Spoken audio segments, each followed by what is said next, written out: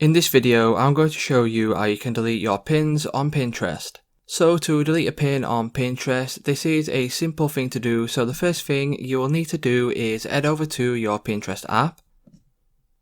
Once you open up Pinterest, what you'll need to do from here is head over to your profile by clicking on your profile picture at the bottom of the screen. Click on your profile picture and here is where all of your pins will be. So what you need to do is click on the pin that you want to delete. So for example, if I go to my tutorial one and click on the pin, it will open up my pin, and from here, what you need to do is click on the three dots in the top right hand corner of your screen.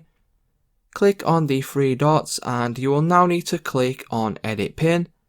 Once you click on edit pin, you will get all the information about this pin, and if you scroll down at the bottom, you will see an option for delete this pin. So once you click on delete this pin, as you can see, you will get this little pop-up here, and all you simply need to do is click on the delete button. Once you click on the delete button, as you can see now, the pin has now been deleted from my Pinterest profile. If this video did help you out, please leave a like on today's video, and I'll see you in the next one.